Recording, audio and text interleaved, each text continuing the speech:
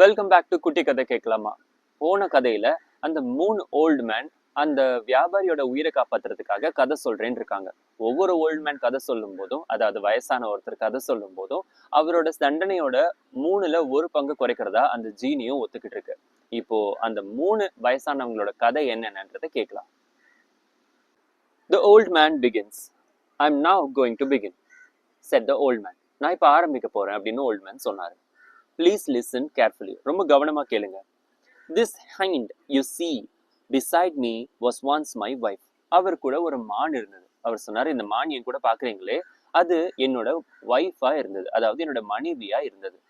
We had no children. எங்களுக்கு குழந்தை இல்லை. So I adopted the son of one of my favorite slaves. So எனக்கு ரொம்ப பிடிச்சமான அடிமை கிட்ட இருந்து நான் ஒரு பையனை தத்தெடுத்துக்கிட்டேன். I love the boy. I decided to make him my heir. அந்த பையன் எனக்கு ரொம்ப பிடிச்சிருந்ததுனால அவனையே என்னோட வாரிசா ஏத்துக்கவும் நினைச்சேன். But my wife secretly hated them both. ஆனா என்னோட மனைவி அவங்க 2 பேரையுமே வெறுத்தாங்க. She hid her jealousy until it was too late. அவங்களோட பொறாமையை கொஞ்சம் கூட குறைய விடல. When the boy was 10, I had to travel for a year. அந்த பையனுக்கு 10 வயசா இருக்கும்போது நான் 1 வருஷம் ஊரை விட்டு வெளியே பயணம் செய்ய வேண்டி இருந்தது. I left the mother and child in my wife's care. அதனால அந்த அடிமையையும் அவங்க குழந்தையையும் அந்த பையனையும் என் மனைவியோட பாதுகாப்புல விட்டுட்டு போனேன். But during my absence, she studied magic. ஆனா நான் இல்லாதப்போ என் மனைவி மந்திரத்தை கத்துக்கிட்டாங்க. When she learned enough, she carried out her plan. போதுமான அளவு கத்துக்கிட்டதுக்கு அப்புறம் அவங்க திட்டத்தை செயல்படுத்த ஆரம்பிச்சாங்க. She took my son away and turned him into a calf. என் பையனை கூட்டிட்டு போயிட்டு அவனை ஒரு கண்ணுக்குட்டியா மாத்திட்டாங்க. She gave him to my steward and told him she had bought the animal. அதை என்னோட இன்னொரு வேலையாள் கிட்ட கொடுத்து, இந்த அனிமலை நான் இந்த கண்ணுக்குட்டியை இப்பதான் விலைக்கு வாங்கிட்டு வந்தேன் அப்படின்னு சொல்லிட்டாங்க. She changed the boy's mother into a cow. அதே மாதிரி அந்த பையனோட அம்மாவை, அதாவது என்னுடைய அடிமையையும் அவங்க ஒரு மாடா மாத்திட்டாங்க. And sent her away as well. அவங்களையும் மாடை துரத்துற மாதிரி எங்கேயோ துரத்தி விட்டுட்டாங்க. When I returned home, I asked for my slave and my son. நான் வீட்டுக்கு திரும்பி வந்ததும் அந்த அடிமையையும் என்னோட மகனையும் அவங்க கிட்ட எங்கன்னு கேட்டேன். My wife told me the slave had died. என் மனைவி என்கிட்ட சொன்னாங்க, அந்த அடிமை இறந்துட்டாங்க. And my son had disappeared. என் பையனும் காணாம போயிட்டான் அப்படின்னு சொன்னாங்க. I grieved deeply. எனக்கு ரொம்ப கவலை ஆயிடுச்சு, நான் துக்கம் அனுசரிச்சேன். But I hoped he would return. ஆனா அந்த பையன் எப்படியாவது திரும்பி வந்துடுவான் அப்படின்னு நம்பினேன். Months passed. Then came the feast of Bairam. பல மாசங்கள் கழிஞ்சதுக்கு அப்புறமா ஒரு விருந்து விழா ஏற்பாடு பண்ணப்பட்டது. I asked my steward to bring a fat cow for sacrifice. அதனால என்னோட வேலையாள் கிட்ட போய் ஒரு நல்ல பெரிய பசுவை பலி கொடுக்கறதுக்காக கூட்டிட்டு வாங்க அப்படின்னு சொன்னேன். He brought one. It was my slave. அவர் கூட்டிட்டு வந்த அந்த பசுமாடு என் மனைவி மந்திரம் போட்டு என்னோட அடிமையை மாத்தினா அதே மாடு. I bound the animal, but before I could kill her, she began to cry. நான் அந்த மாடை கட்டி போட்டுட்டு அதை அறுக்கிறதுக்கு முன்னாடி அது ரொம்ப கத்த ஆரம்பிச்சிருச்சு. Her eyes were full of tears. அந்த மாடோட கண்ணு ஃபுல்லா கண்ணீர் இருந்தது. My heart softened. என் மனசு இறங்கிடுச்சு. I told the steward, take her away. உடனே நான் அந்த வேலையாள் கிட்ட மாட்டை கொண்டு போயிருங்க அப்படின்னு சொல்லிட்டேன். My wife grew angry. உடனே என்னோட மனைவிக்கு ரொம்ப கோபம் வந்துடுச்சு. Kill her, she said. She is the best we have. உடனடியா அதை கொன்னுடுங்க, அதுதான் நம்ம கிட்ட இருக்கிறதுலயே சிறந்த பசு அப்படின்னு அவங்க சொன்னாங்க. But I could not. ஆனாலும் என்னால கொல்ல முடியல. The steward killed her instead. அதுக்கு பதிலா என்னோட வேலையாளு அந்த மாட்டை கொன்னுட்டாரு. When he skinned the cow, she was nothing but bones. ஆனா அவர் அதோட தோலை உரிச்சு பார்க்கும்போது உள்ளுக்கு வெறும் எலும்புகள் மட்டும்தான் இருந்தது. I was troubled, but I did not understand. எனக்கு ஒரு மாதிரி குழப்பமா இருந்தது, அது ஏன் அப்படி இருந்தது அப்படின்றத புரிஞ்சுக்க முடியல. I then asked for a fat calf. உடனே என்ன பண்ணேன், ஒரு நல்ல கொழுத்த ஒரு கண்ணுக்குட்டியை கொண்டு வாங்க, வெட்டிடலாம் அப்படின்னு சொன்னேன். He brought one. It was my son. அவன் கொண்டு வந்த கண்ணுக்குட்டி என்னோட மனைவி மந்திரம் போட்டு என் மகனை மாத்திருந்தா அதே கண்ணுக்குட்டி. The calf broke free and threw itself at my feet. அவர் கட்டி வச்சிருந்தார் இல்லையா, அந்த கட்டை அவிழ்த்துக்கிட்டு அந்த கண்ணுக்குட்டி ஓடி என் காலுக்கு பக்கத்துல நின்றுச்சு.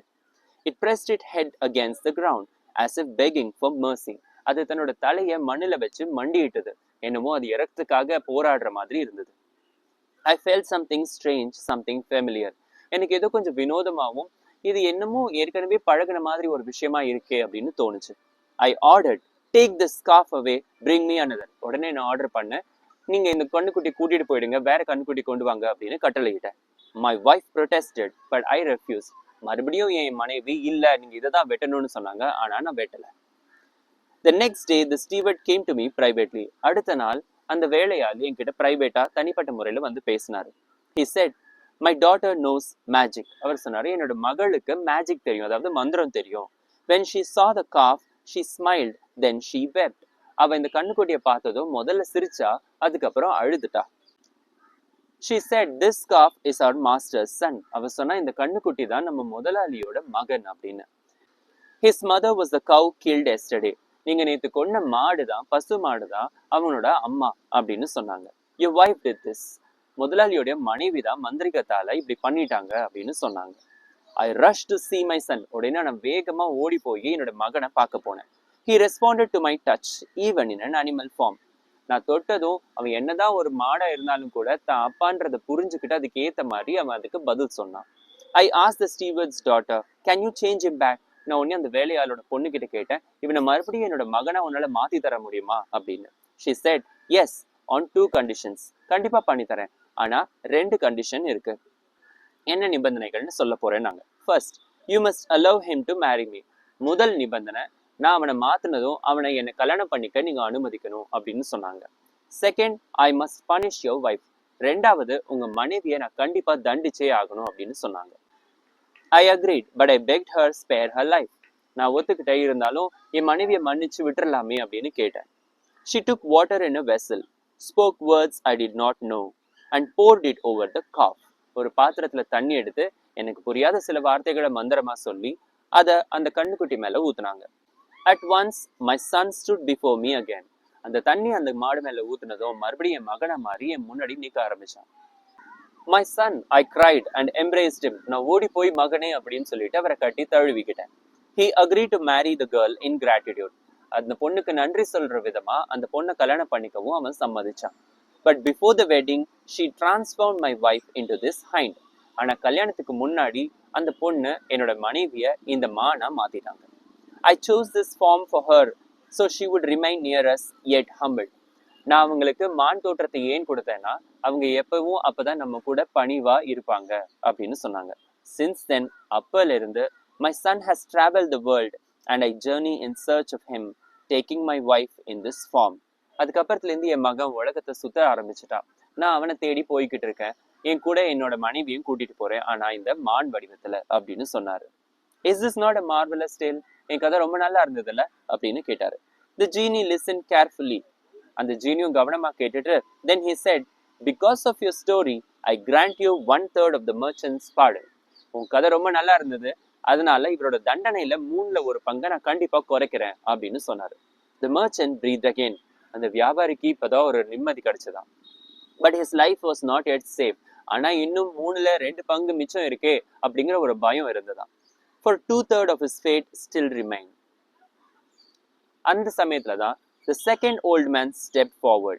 He was leading 2 black dogs. அப்பதான் அந்த 2வது வயசானவர் முன் வந்தாராம். அவர்கிட்ட 2 கருப்பு நாய்கள் இருந்ததாம். He bowed and said, my story is even stronger.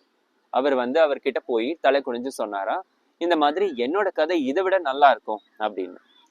If you find it more astonishing, will you grant another 1/3 of the merchant's punishment? சரி, ஒருவேளை இந்த கதை பழைய கதை விட ரொம்ப நல்லா இருந்ததுன்னா மிச்சம் இருக்கிற 2 பங்குல 1 பங்கு குறைக்க நீங்க சம்மதிப்பீங்களான்னு ஜீனி கிட்ட கேட்டாரு. The genie replied, yes, if it surpassed the first. கண்டிப்பா, ஆனா இது மொத கதையை விட நல்லா இருக்கணும் அப்படின்னு சொல்லிச்சான். ஷேரஸாதே lowered her voice. ஷேரஸாதே உடனே சொன்னாலா, my king, what secret do these black dogs hide? அப்படி என்ன இந்த 2 கருப்பு நாய்ங்க கிட்ட இருக்கும்? And how they are connected to this old man? அதுங்க ஏன் இந்த வயசானவரோட கனெக்ட் ஆயிருக்கு, அவங்களோடய சுத்திட்டு இருக்கு? If the next tale is not more marvelous, the merchant will die. அது மட்டும் இல்லாம இந்த கதை பழைய கதையை விட நல்ல கதையா இல்லைன்னா அந்த வியாபாரி செத்துடுவாரு அப்படின்னு சொன்னாங்களாம். அப்போ இந்த கதை அதை விட நல்ல கதையா இருக்கணும்ல. ஷேரஸாதே மறுபடியும் இன்னொரு கதை சொல்ல போறாங்க. அது இந்த வயசானவரும் அந்த கருப்பு நாய்கள் பத்தின கதை. அது மர்ச்சன்டோட உயிரை காப்பாத்துச்சா, அதுக்கப்புறம் ஷெஹரஸாதேக்கு எவ்வளவு உதவிச்சு அப்படிங்கறத தொடர்ந்து பாக்குறதுக்கு like, comment, share and subscribe பண்ணி குட்டி கதை கேட்கலாமாவை தொடர்ந்து ஃபாலோ பண்ணுங்க. பாய்.